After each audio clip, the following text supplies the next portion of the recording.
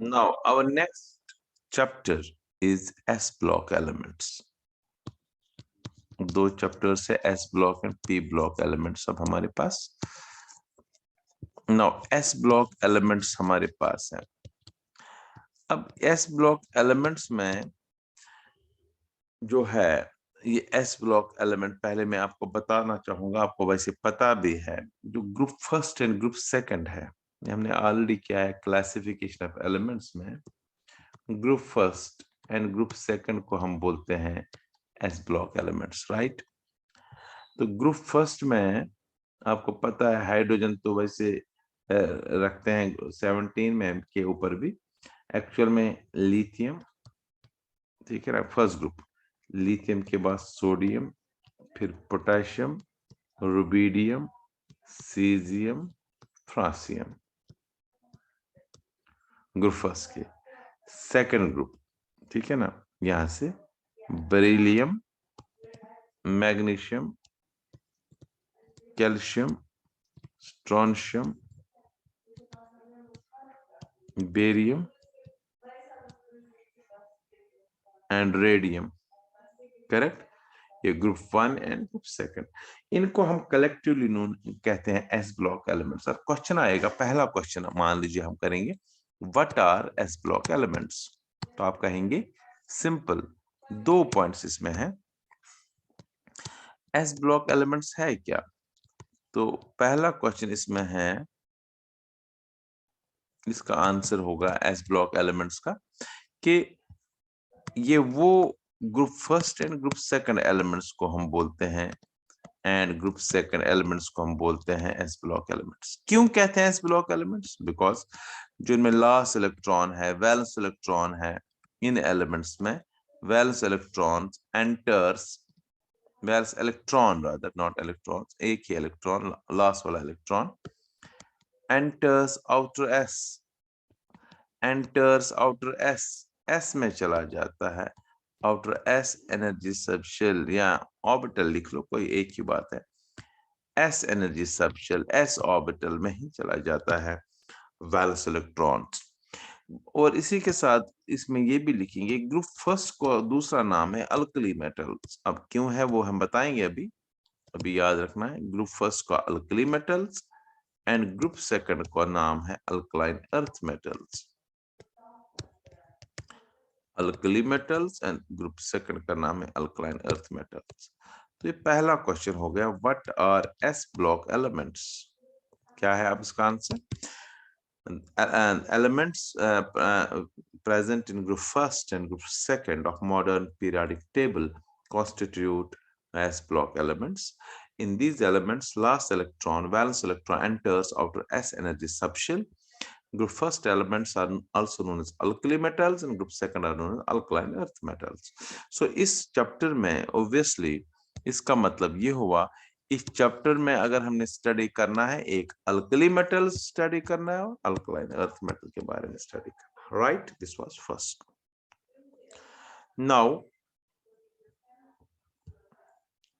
Now second question, इसका अब obviously अब हम जाएंगे अल्कली मेटल्स पहले पढ़ेंगे, फिर पढ़ेंगे alkaline earth metals.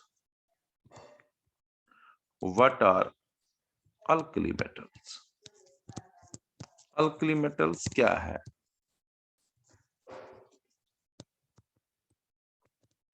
What are alkali metals? Alkali metal जो होते हैं वो क्या होते हैं? देखो बड़ा, अल्कली मेटल्स अब पता है आपको, ग्रुप फर्स्ट एलिमेंट्स को अल्कली मेटल बोलते हैं, तो पहला यही आंसर लिखेंगे, ग्रुप फर्स्ट एलिमेंट्स को हम बोलते हैं अल्कली मेटल्स. पहला पॉइंट.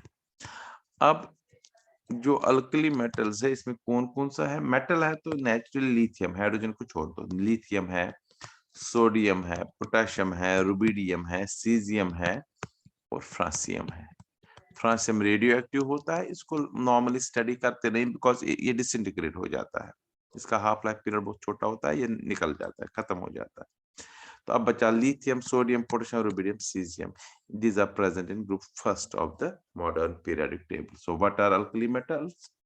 अब इनका अल्कली मेटल नाम क्यों है? जो ग्रुप फर्स्ट एलिमेंट था, बिकॉज जो इनके ऑक्साइड्स है, इन एलिमेंट्स के जो ऑक्साइड्स है, अगर इनमें मैं पानी डालूं, suppose oxides of this elements को अगर वाटर डालूं तो अल्कलीज बनाते हैं, स्ट्रॉन्ग बेसिस बनाते हैं, LiOH बनाएगा। अगर Na2 इसका ऑक्साइड को हम डालेंगे, NaOH बनाएगा। So these are strong bases. That is why they are known as alkali metals. They are alkalis. So they form alkalis. Their oxides upon hydrolysis form alkalis. That's why elements of group first are also known as alkali metals. So हो गया next question. Alkali metals है क्या? मैं फिर कह रहा हूँ, group first elements को अल्कली मेटल्स बोलते हैं। इसमें आता है lithium, sodium, potassium, rubidium, caesium and francium. Why are they known as alkali? They are known as alkali metals because their oxides form alkalis when they react with water. Correct? This was second question. पहला S block element क्या था? दूसरा alkali metals क्या है? Now the next question.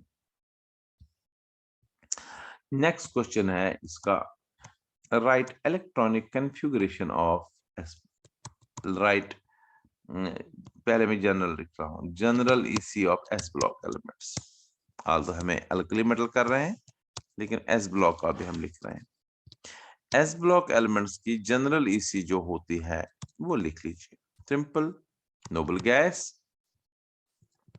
और outer में मैंने पहले ही कहा S में इलेक्ट्रॉन जाएगा, outer, N means outer, 1 2 3 4 5 6 7। S में या एक इलेक्ट्रॉन जाएगा या दो, क्योंकि S में तो यहाँ दो मैक्सिमम होते हैं, एक या दो। This is general EC। क्योंकि हम कर रहे हैं अल्कली मेटल्स, हमें अब नेक्स्ट क्वेश्चन यही है, आप right electronic configuration of alkali metals. Right EC of alkali metals. Alkali metals की इलेक्ट्रॉनिक कॉन्फ़िगरेशन लिख लो, राइट। अब नॉर्मली अगर जनरल EC में इनकी भी लिखूं भी, पहले जनरल EC हमने वैसे जनरल नहीं लिखनी है, तो अल्कली मेटल्स में आउटर S में एक इलेक्ट्रॉन जाएगा और दो होते हैं किसमें, अल्कलाइन अर्थ मेटल में। This is general EC। और अब हमने लिखनी है इसकी EC किसकी, लिथियम की एलिमेंट, फिर सोडियम की, फिर पोटेशियम की, फिर रुबिडियम की, फिर सीजियम की एंड अल्टीमेटली फ्रांसियम की। देख लो बड़ा सिंपल है। अगर हम एटॉमिक नंबर याद भी नहीं होगा, सिर्फ लिथियम का याद रखना। देखो कैसे करेंगे। सबसे पहले आपको हीलियम लिखना है 2, ये आपको याद रखना है। Neon, these are noble gases. Shortcut method बता रहा हूं आपको, क्या कराया हुआ है। Then argon 18, then krypton 36, xenon 54 और रेडॉन 86, राइट। अब इसमें 1s2 तो हो गया, अब क्या लिखेंगे, 2 तो आ गए ना 1s2 किसके, 2 तो 1s2 हो गए हीलियम, फिर बचा एक इलेक्ट्रॉन, वो जाएगा 2 में, वो जाएगा 1s2 हो गया, वो इलेक्ट्रॉन जो है वो अब जाएगा 2s1 में। सिर्फ पहले का आप याद रखो, नोबल गैस याद रखना है, helium, neon, argon, krypton, radon, ये लिखना है। फिर पहले का लिख लिया 2s1, क्योंकि इसमें 3 इलेक्ट्रॉन है पता है, हीलियम के 2 हो गए और 1 हो गया 2s में, क्योंकि हीलियम का मतलब 1s2, वो हमने लिखना नहीं है क्योंकि उसके बदले हमने हीलियम लिखा। 1s2 के बाद होता है 2s1। अब अफवा प्रिंसिपल से तो लिख ही सकते हैं, लेकिन वो बड़ा डिफिकल्ट होगा अफवा प्रिंसिपल से हर एक का लिखना। सो सिंपल याद रखना है, लिथियम का लिख लिया। और यही जो लिथियम की आउटर कॉन्फ़िगरेशन है, यही रिपीट हो जाती है with the increase in principal quantum number. So इसमें आएगा 3s1, इसमें आएगा 4s1, इसमें आएगा 5s1, इसमें 6s1 and here it is 7s1। इसके बाद अगर आप इलेक्ट्रॉन्स को गिनेंगे भी, मान लीजिए काउंट करेंगे, 10 और 1 11 हो गया, ये इसका एटॉमिक नंबर है। 18 और 1 19 होगा, ये इसका एटॉमिक नंबर है। 36 और 1 37 हो गया, ये इसका है। 54 and 1 55, फिर आप लिख लो ऐसे, फिर 86 and 81 87। ऐसे भी लिख सकते हो फिर एटॉमिक नंबर, राइट। सो इसका 11 आ गया। नहीं तो क्या होता है, 8 करने होते हैं ऐड पहले को, फिर 8 करने होते हैं ऐड, वो में पहले ऐड कर लो यहाँ से आप। 36 + 1 54 + 1 86 प्लस, पहले में 8 किए ऐड, फिर 8 किए ऐड, फिर 18 किए, फिर 18 किए एंड फिर 32 किए ऐड। 8 8 18 18 32। एस ब्लॉक के लिए ये सीक्वेंस है, पहले एलिमेंट को ऐड करना है और आप एटॉमिक नंबर आपको मिल जाएगा। और 2 बार 18 2 बार और 32 1 बार, या ऐड कर लो इधर से 2 और 1 3,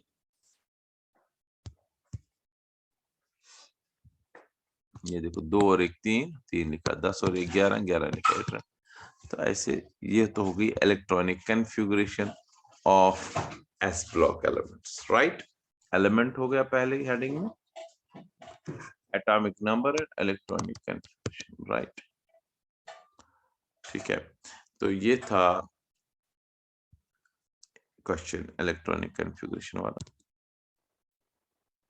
नाउ इसके बाद एक क्वेश्चन है इसमें, that is properties of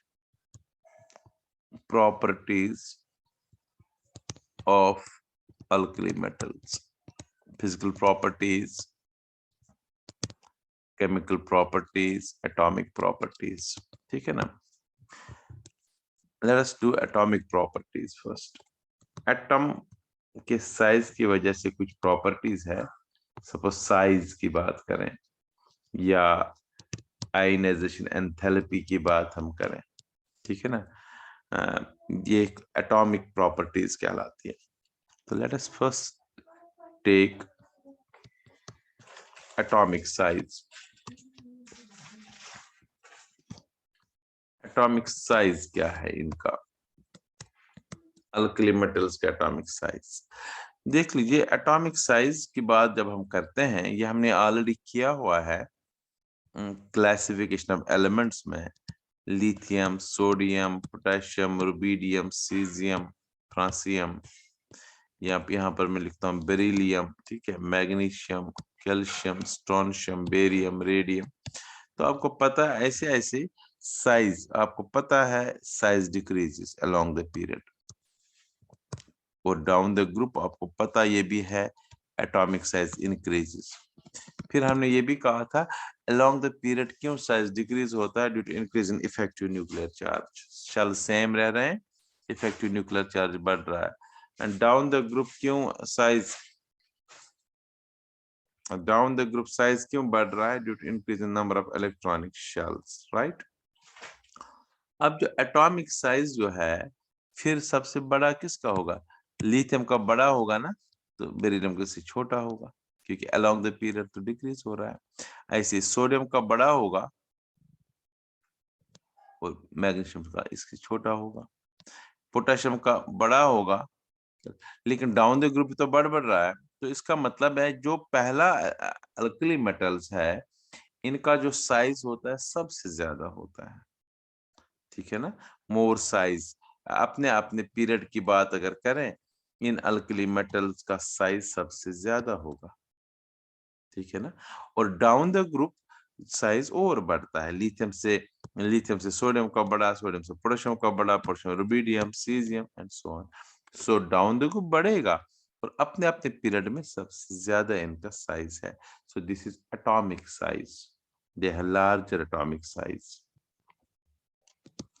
and down in their respective periods, अपने इसमें।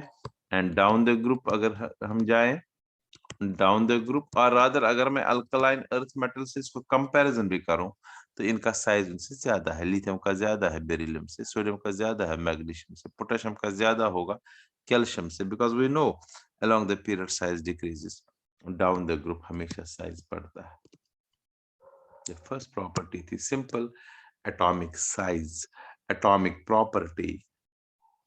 एंड सेकंड प्रॉपर्टी अब इसकी ionization enthalpy, ionization enthalpy।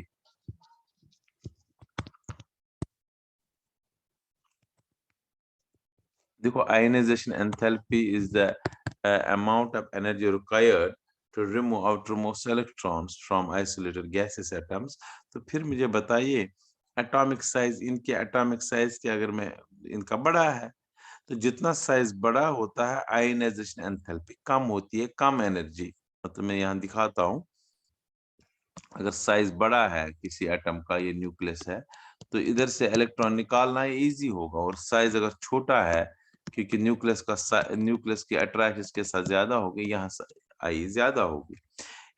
तो since alkali metals have larger size in their respective periods, therefore they have less ionization enthalpy। हमें किया भी था वहां पर, जब हमने किया था characteristics of s block elements, वहां पर मैंने लिखा था they have least ionization enthalpy। क्यों?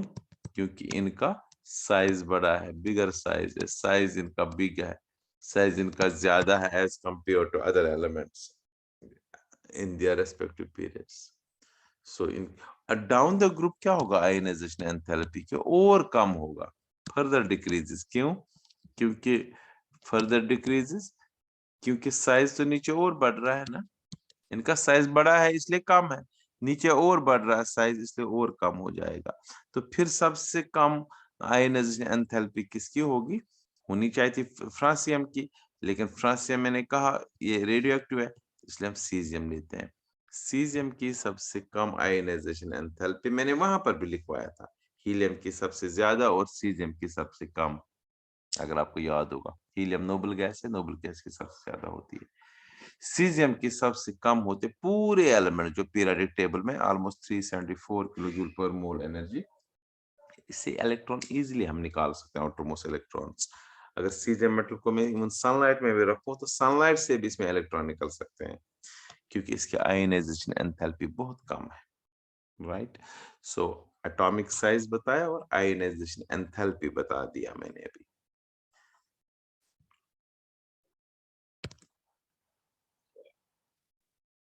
अब ध्यान से सुनिएगा, इलेक्ट्रोपॉजिटिव नेचर है इनका। यार इलेक्ट्रोपॉजिटिव नेचर ये तो पता है हमें, alkali metals have the tendency to lose electron, so electropositive nature है।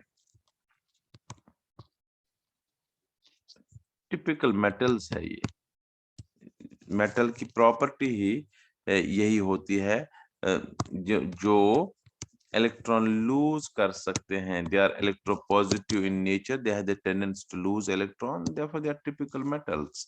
और मेटेलिक नेचर हमेशा नीचे की तरफ, क्योंकि लूज करने की टेंडेंसी बढ़ती है तो नीचे की तरफ बढ़ जाता है। लिथियम से हम ज्यादा मेटेलिक सोडियम को मानेंगे, सोडियम से पोटेशियम, पोटेशियम को रुबिडियम, रुबिडियम सीजियम। अच्छा, एक इसी से रिलेटेड है, आयनाइजेशन एंथैल्पी से एक प्रॉपर्टी और रिलेटेड है, that is flame colouration. Flame colouration देखो बेटा, इनमें से जब हम इजीली इलेक्ट्रॉन निकाल सकते हैं तो क्या ये फ्लेम में कलर देते हैं, they impart colour to the flame.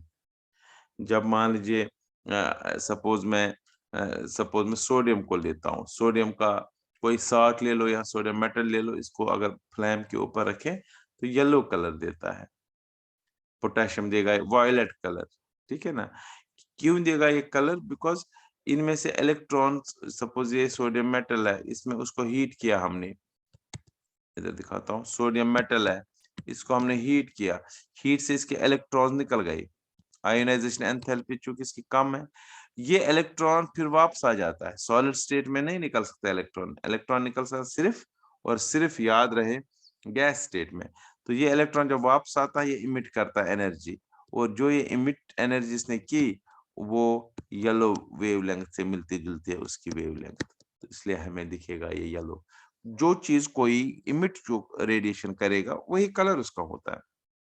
Suppose कोई ब्लू है तो ये ब्लू कलर की वाली वेवलेंथ इमिट करता है, तो इसका मतलब बाकी एब्जॉर्ब किया और ब्लू लाइट इमिट कर दी। अगर कोई सातों कलर इमिट करेगा तो वो व्हाइट होता है, तभी तो व्हाइट सारे के सारे रिफ्लेक्ट कर देते हैं। सो ये कलर होता है। कलर जो चीज कोई इमिट करता है, सनलाइट पड़ती है, जो चीज वो इमिट करता है वही उसका कलर होता है, तो ये येलो फिर आ जाता है। ऐसे ही अगर मैं पोटेशियम ले लूं, पोटेशियम में से हीट कर लूं क्योंकि उसमें और कम एनर्जी चाहिए, तो फिर इलेक्ट्रॉन एक्साइट होगा, वापस आएगा, इलेक्ट्रॉन इमिट करेगा, वो वायलेट कलर से मिलते जुलते हैं इलेक्ट्रोमैग्नेटिक स्पेक्ट्रम में। तो दैट्स व्हाई दे, अगर क्वेश्चन आएगा बताइए why do alkali metals impart colour to the flame, तो आंसर होगा इसका they impart colour to the flame because of their low least ionization enthalpy.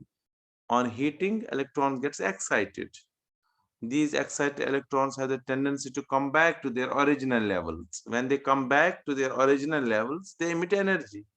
And the जो emitted energy की जो wavelength होगी, that corresponds to certain color of the electromagnetic spectrum, and that is the color of that. वही तो color impart करेगा वो, right? This is all about थोड़ा सा मैंने आज